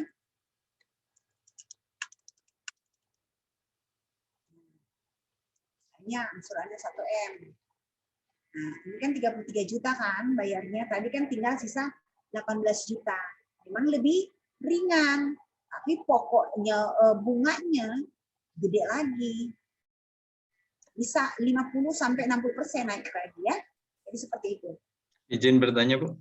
Oke, silakan. Ibu, kalau misalnya nih kita ada pinjaman, kemudian di tengah jalan kita dapat rezeki ya Bu, kita bisa dapat hard cash, terus pengen lunasi di tengah jalan gitu. Itu sebenarnya kalau perhitungannya lebih menguntungkan atau mending kita selesaikan sampai akhir Bu? Nah, mesti tanya dulu. Jadi Bapak Ibu harus tanya, karena masing-masing ketentuan perbankan beda-beda, ya. Ada yang bisa langsung, misalnya nih Bapak Ibu lunasin semua ya, lunasin semua. Ada bank yang langsung dilihat dari pokok, misalnya nih pokoknya berapa sisa pokok pinjaman. Oh saya bayar dari pokok, misalnya gitu. Tapi rata-rata bank nggak mau, dia akan perhitungkan dengan interestnya. Karena kan gini, kalau misalnya Bapak Ibu lunasin 572 juta, kan? Artinya prospek bank akan kehilangan bunga dong sebesar ini nih, kan? Misalnya nih.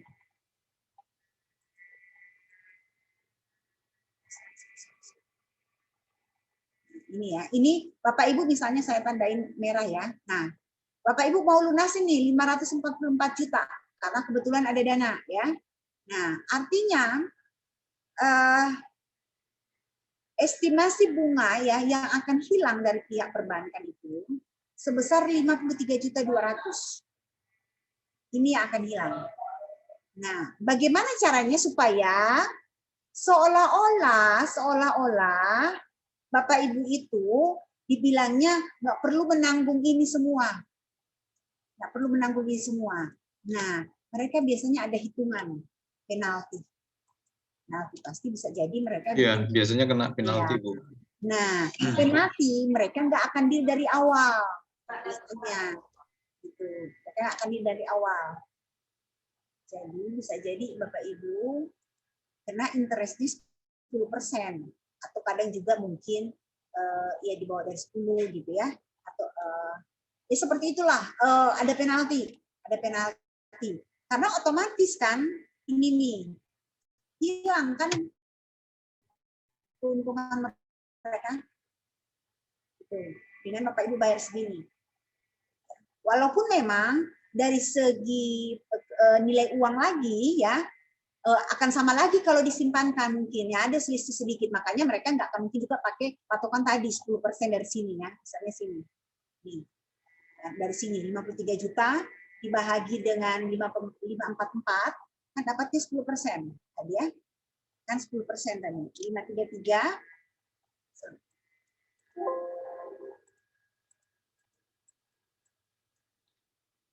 ini 533 ini kan tadi bahagi ini contoh ya. Nah, ini jadinya 10% ya. Nah, karena sudah memperhitungkan nilai uang, biasanya mereka itu pasti akan di 5%. Bisa jadi. Gitu ya. Atau bla bla bla bla bla. Totalnya bisa 10%. Kalau ditambahin gini, biaya admin, biaya penalti, biaya apalagi, biaya provisi, dan biaya lain-lainnya gitu. Nah, bisa totalnya mendekati 8% atau 9% kalau dihitung secara kasar. Gitu. Karena mereka juga nggak mau rugi, ya. Oke ya, bisa paham. Baik, ya? Ibu, ya paham Bu. Izin Bu. Oke, silakan. Ya, Pak Yani, silakan Pak Iya Bu. Yan. Itu kalau yang kita tahu suku bunganya ada angkanya Bu ya. Kalau kita nggak tahu Bu suku bunganya berapa, kayak sekarang misalnya contoh mata uang digital itu Bu, gimana ya? Suku bunga, maksudnya suku bunga bank. Kalau suku bunga bank selalu diinfokan, sudah selalu ada suku bunga BI. Nah, kalau untuk misalnya cryptocurrency maksudnya, nah itu kan belum diatur sama pihak OJK. Nah, itu belum ada dalam pengawasan ya. Kemudian di BI juga belum mengatur sama sekali. Itu kan mata uang perdagangan dunia ya, mata uang sebenarnya bukan mata uang lah ya, tapi sudah digunakan sebagai mata uang di dalam digital ya. Nah, dan itu juga belum diatur. Jadi banyak negara-negara belum mengaturnya. Jadi memang itu benar-benar floating, ngikutin market gitu. Nggak ada istilah interest-interestnya semua, nggak ada gitu. Kalau memang semakin demand-nya tinggi, demand tinggi otomatis supply-nya jadi naik gitu ya. Penawaran jadi naik juga gitu. Ini sekarang kan sudah kayak kripto gitu ya, Bitcoin gitu ya. Itu kan nilainya sudah sangat tinggi sekali ya. Ada teman saya dulu sempat nawarin berapa tahun lalu, tapi saya udahlah nggak usah gini-gini. Zaman dulu itu kalau nggak salah 3 tahun 4 tahun lalu gitu. Nilainya masih sekitar 50 ribuan atau 75.000 kalau nggak salah. Sekarang kan membludak tinggi ya angkanya. Nah, seperti itu ya Pak ya. Apa siapa tadi yang nanya? Pak Yan ya? Ibu. Berarti resikonya sangat tinggi berarti memang ya. Iya, jadi gini, Bapak Ibu kalau mau di main di kripto, main di Bitcoin ya. Kemarin saya sempat main di kripto. Lumayan naik 50%. Naik 50%. Tapi kan itu gamblingnya tinggi. Kalau mungkin kita berpikir, sayang ya, coba saya tanamkan di 50 juta, saya dapat 25 juta, kan? Misalnya gitu kan? Tapi resikonya juga sangat tinggi. Gitu ya. Jadi, sekali lagi, kalau Bapak Ibu, ada 3 tipe ya. Bapak Ibu harus paham juga ya. Sebentar ya.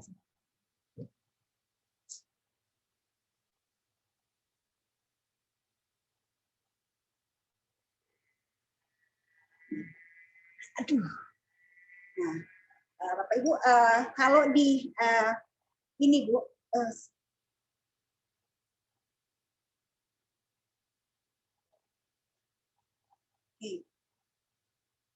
nah perlu dipahami kalau di apa namanya, Bapak Ibu mau di bursa efek ya, di bursa efek.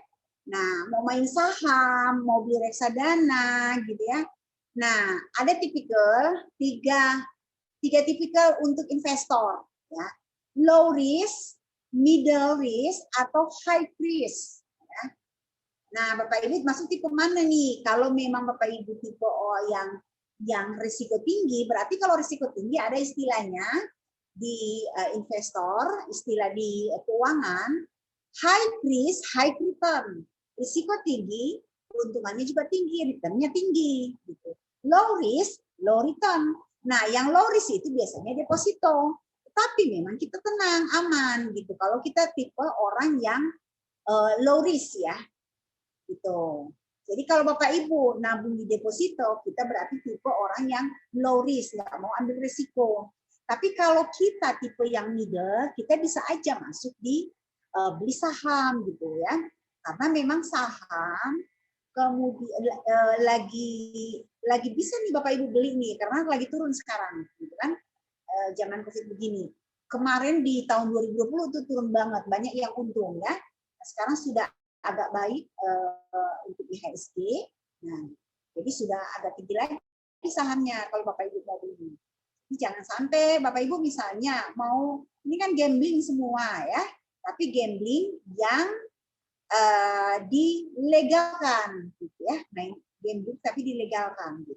Karena memang ini namanya transaksi derivatif ya, transaksi untuk apa namanya, kita kalau mau jual saham gitu ya, kita mau beli saham gitu, kita mau beli obligasi itu adalah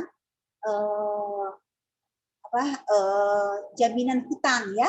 Nah, hutang kita misalnya ada perusahaan yang mau terbitkan obligasi gitu, terbitkan surat hutang gitu ya.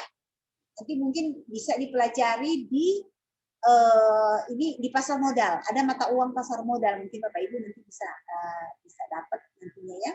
Itu akan jelas di situ. Oke, ada yang mau bertanya lagi?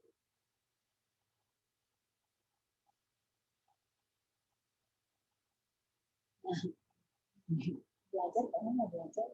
Belajar. Oke, ada yang mau bertanya? Bapak Ibu, silakan. Bu, izin Bu bertanya Bu, tapi agak Pak Muhammad. Bu. Iya Bu, untuk bunga pinjaman, kalau kita kan patokannya BI ya Bu ya. Ya. Itu ini kalau berbicara tentang dunia, bank dunia itu Bu. Agak menjelaskan. Bicara tentang apa Pak? Maaf nih, internetnya stabil nih Bu.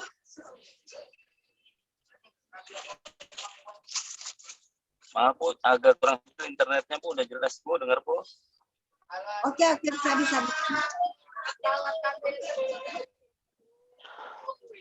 Saya mau nanya Bu. Silakan Pak Hansan. Iya Bu, saya tanyakan dari sekian bank yang ada.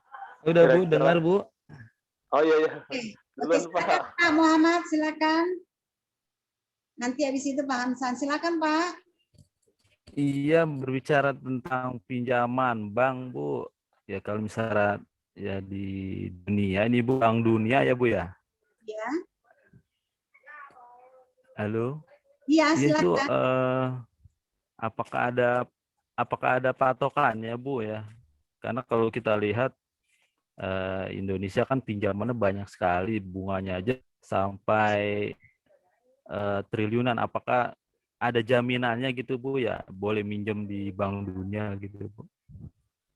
Oh ya, nah Pak Muhammad Jahid, nah Indonesia kan menerbitkan obligasi surat hutang ya. Nah itu jaminan, gitu ya. Jadi itu yang bisa diberikan gitu. Jadi nggak akan sembarang juga kasih pinjaman tanpa kita punya surat hutang gitu. Kita terbitkan surat hutang bahwa nanti akan jatuh tempo, kita akan bayar ini gitu ya. Jadi kita mencari dana lewat itu obligasinya gitu ya. Kemudian memang ada juga ketentuan-ketentuan sama kayak kita pinjam di perbankan gitu ya. Jadi pastinya bisa ada dan kita kan nggak dikasih detail mengenai persyaratannya kan dari Bank Dunia. Nah, sama aja dengan kita pinjam di bank. Pasti ada jaminan kemampuan bayar kita. Jaminan kemampuan bayar kita biasanya kalau dari Kementerian Keuangan mereka akan mengeluarkan surat-surat obligasi. Waktu lalu kan ingat nggak kita ada menerbitkan surat obligasi itu sangat banyak ya. Nah itu artinya gini, negara meminjam dana ya, meminjam dana nih misalnya contoh ini dalam skop yang kecil saja. Sebentar ya. Ini ambil nggak bisa coba. Nah, misalnya nih contoh Pak Muhammad Jahid mau pinjam duit di Hamsan ya, dengan Pak Hamsan. Ya. Nah, pastinya mau pinjam Pak Hamsan ngomong begini. Ini PT ya, misalnya Pak Muhammad Jahid punya PT ABC. Kemudian Pak Hamsan juga punya PT Angin Ribut. Jadi PT ABC mau pinjam duit ke PT Angin Ribut. Tapi Pak Hamsan katakan, lu punya jaminannya apa? Karena mungkin Pak Muhammad Jahid suatu company yang besar, nah, dia berani nih, dia punya proyek-proyek, tapi kan proyek-proyeknya dananya belum cair, ya. Masih belum, masih sementara dikerjakan. Nah, Pak Muhammad Jahid mengeluarkanlah obligasi. Nah, obligasi itu banyak, obligasi dari perusahaan swasta dikeluarkan, ya. Itu bisa gitu. Nah, Pak Muhammad terbitkanlah obligasi. Nah, kasihlah ke Pak Hamsan nih. Pak Hamsan, ini saya punya obligasi. Obligasi ini jatuh tempo, ada yang 3 bulan, ada yang 6 bulan, ada yang 1 tahun. Ini saya kasih bunga. Bunganya 5% pada saat jatuh tempo. Sama kayak gini, ini sama kayak Pak Hamsan itu deposito sebenarnya. Cuman karena perusahaan kan ini bukan perbankan. Jadi istilahnya deposito atau simpanan itu nggak ada. Ya. Nah, kalau negara kan sama juga, negara bukan bank. Makanya obligasi itu sama kayak kita itu ada yang kasih simpanan ke kita. Kita mesti bayar. Misalnya Bank Dunia masukin duit ke Indonesia.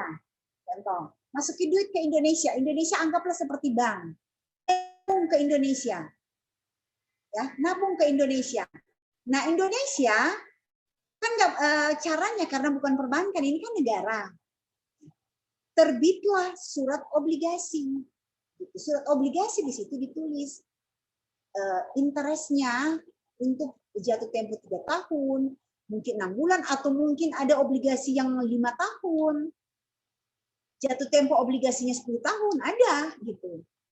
Nah, itu ada interestnya, seperti itu. Nanti pada saat obligasinya itu jatuh tempo harus dibayarkan bunganya. Gitu. Dibayarkanlah ke Bank Dunia. Itu ya. Jadi seperti itu ya Pak Muhammad ya. Oke Bu. Makasih Bu. Ya, sama kayak kita misalnya nabung di bank. Nah, bank itu kan butuh duit, sama aja kan kita kasih pinjaman ke bank sebenarnya. Nah, bank kasih duit, kasih bunga ke kita. Kalau jatuh tempo 3 bulan, bank kasih bunga. Jatuh tempo 3 bulan. Sama dengan misalnya contoh Indonesia dengan Bank Dunia. Bank Dunia kasih pinjaman ke Indonesia, Indonesia kasih surat obligasi. Itu ya, secara simpelnya lah ya. Oke, Pak Hamsan gimana? Di antara semua bank Ibu ya, ada nggak sih gambaran kira-kira Bu yang, oh bank ini misalkan Bu, oh ini bunganya rendah kalau misalkan mau ambil. Oh misalkan bank ini, dari pengalaman Ibu, misalkan seandainya Bu kalau bisa, misalkan bank BRI, Pak Lutfi, Bank BNI misalkan, ada gambaran nggak Bu misalkan gitu Bu, bunganya seperti apa kalau misalkan kredit perbankan? Gambaran bunganya, rata-rata bunganya. Nah, kalau tadi saya katakan ya di awal, jadi rata-rata bank-bank yang besar ya, yang artinya gini, mereka nggak perlu lagi mau jor-joran untuk mencari marketingnya gitu ya. Nah, pasti mereka itu akan di bawah suku bunga BI. Pasti. Mereka nggak akan mau berani mengeluarkan suku bunga di atas suku bunga BI. Karena mereka resikonya tinggi. Nanti kan kepercayaan masyarakat juga. Seperti itu. Nah, nanti tinggal searching di Google. Bank-bank mana biasanya pasti bank swasta. Ya. Bank-bank swasta yang menawarkan suku bunga yang jauh lebih tinggi. Tapi kemarin saya lihat suku bunga memang sangat kecil. Bank Mandiri aja cuma 2,85 deposito ya. Bunga pinjaman, suku bunga simpanan ya, bukan pinjaman, simpanan. Suku bunga pinjaman rata-rata sudah di 12%. Mungkin Pak Lutfi yang lebih tahu berapa sekarang. 12% lebih ya. Nah, karena di COVID itu tahun 2020 itu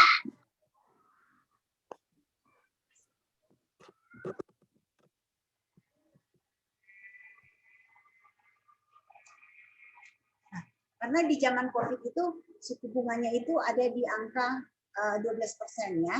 Nah, jadi mungkin itu.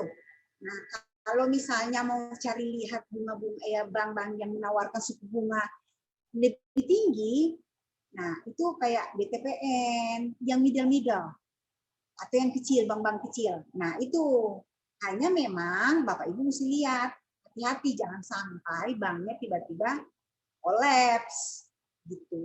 Nah, pastinya deposito Bapak Ibu akan nggak terbayar. Walaupun masih di bawah 1M.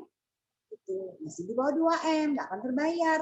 Karena sudah diinfo bahwa suku bunga di atas suku bunga BI itu pemerintah nggak akan tanggung. Artinya gini, Anda yang memilih sendiri bank suku bunganya, Anda sudah tahu risikonya. Ya, jadi mesti hati-hati ya kalau kita mau simpan, jangan sampai cuma untung sedikit, selisih sedikit, tapi bisa berabe gitu, seperti itu. Jadi jangan sampai. Jadi ingat aja kalau Pak Hamsan mau ini ya bank-bank kecil. Kalau mungkin kita Bank BTPN kuat, Bank BTPN. Tapi sekarang juga suku bunganya nggak terlalu selisih jauh. Paling selisih cuma 1,5% dari Bank Mandiri. Mungkin dia di 2,85, mungkin dia di angka 3 lah gitu, mungkin 3,5 gitu. Kan selisih 1 ya, biasanya selisih 1. Gitu. Jarang yang bisa selisih sampai 4%. Jarang. Untuk suku bunga simpanan ya. Nah, suku bunga kredit pasti juga bersaing. Jadi memang kalau bank-bank yang middle ke bawah pasti bersaing. Dia akan lebih rendah suku bunga pinjaman. Nanti mungkin bisa di searching aja suku bunga pinjaman bank-bank mana yang mau dituju ya, Kamsan ya. Siap Bu. Makasih Bu. Ya, ada lagi yang mau bertanya? Permisi Bu, saya mau nanya Bu. Ya, silakan Ibu Khairul. Runi Bu. Silakan. Bu, maaf Bu, mau tanya tentang deposito Bu. Tadi kan Ibu jelaskan tentang suku bunga simpanan ya. Deposito itu akhir-akhir ini kan ada yang hilang tuh Bu, tabungannya tuh gimana tuh Bu? Cara proseduralnya, jadi saya juga ngeri juga nih ada deposito gitu Bu. Suku bunga simpanannya tuh bagaimana kok bisa sampai 0 gitu, padahal dari bulan-bulannya juga kan ada hasil gitu loh Bu. Mau penjelasannya, terima kasih. Oke, nah itu namanya kalau istilah akuntansi terjadi fraud gitu ya, fraud, kejahatan digital ya. Nah itu pasti hacker ya. Mungkin kan sistem perbankan itu kan sangat tinggi ya. Nah kalau cuma orang itu namanya kecurangan yang terjadi di perbankan ya. Nah itu namanya fraud ya, istilahnya fraud di IT-nya, sistem IT-nya mereka ya, sistem IT-nya dijebol ya. Jadi hacker-hacker menjebol sistem perbankannya ya. Atau bisa jadi kadang-kadang mungkin juga nasabah ya, mereka menjebol ya, pastilah rekening nasabah dijebol gitu ya. Tanpa kita tahu, tiba-tiba kok saldonya menurun, habis gitu ya. Nah, Bapak Ibu pastinya itu kan di luar kendali kita. Ya. Kecuali memang keteledoran kita. Ya.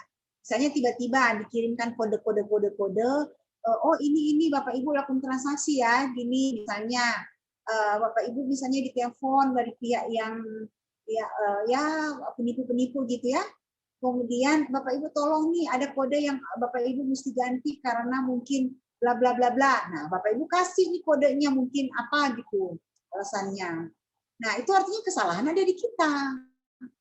Jadi hati-hati, sekarang kan penipu sudah berbagai macam cara. Jadi IT-nya sistem kita sendiri dulu. Kalau dari segi perbankan, misalnya tiba-tiba kita lihat kita nggak pernah ada info sama sekali kayak tadi. Ada ada penipuan pribadi nggak ada, tapi tiba-tiba setelah kita cek kok saldo kita menurun. Nah itu bisa kita komplain ke bank, pasti bank akan ganti pasti. Kalau bukan kesalahan di nasabah, itu ya kayak ini. Oke Bu, terima kasih Bu. Berarti harus hati-hati lagi ya Bu ya. Ya iya. Hackernya.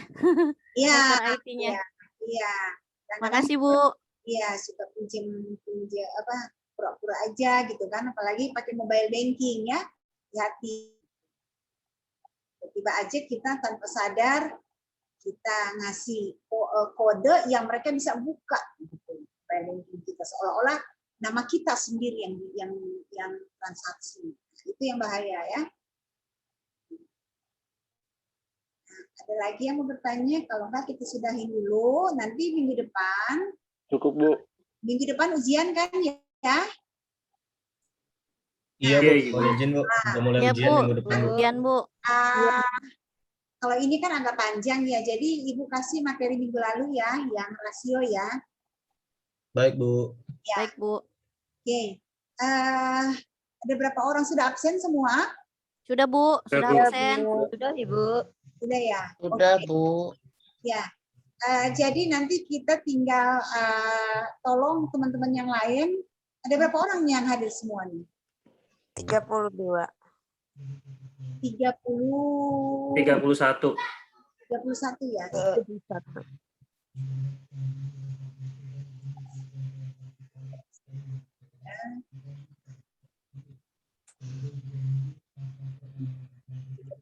Ya.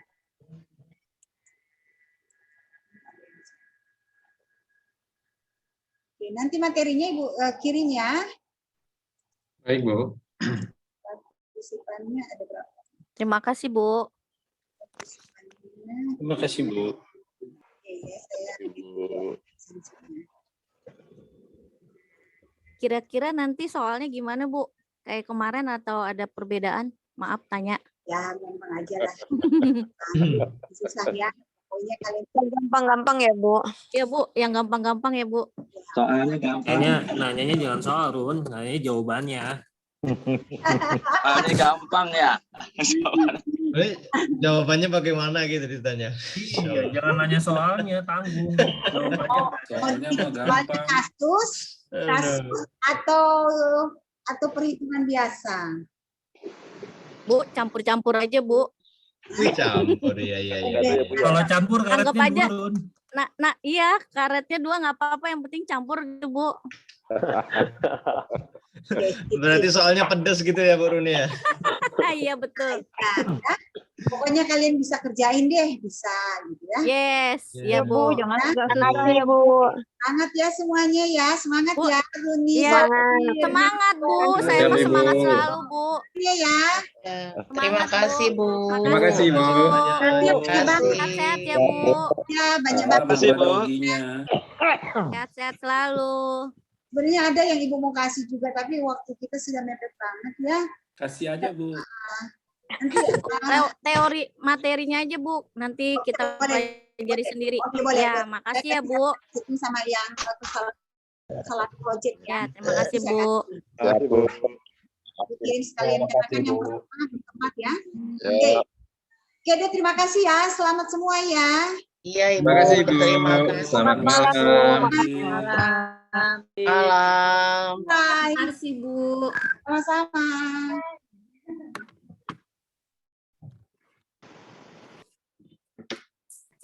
Pak Lutfi ngirim apa sih di chatting ini Zoom?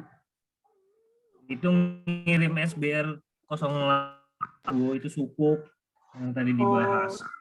Oh gitu. Soalnya nggak bisa aku download ininya. Potensial security nggak bisa di-download kalau di aku. Ya udah, terima kasih ya teman-teman. Live dulu. Duh, Assalamualaikum. makasih ya. Sehat-sehat selalu. Aduh, lagi tepar banget nih. Ya Oh, Allah. Bu Eti. Bu Eti turut berduka cita ya. Semangat Bu Eti. Bu Eti semangat.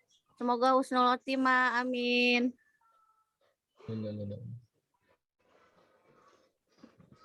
Iya nggak bisa di-download Pak. Udah ya. Saya live ya.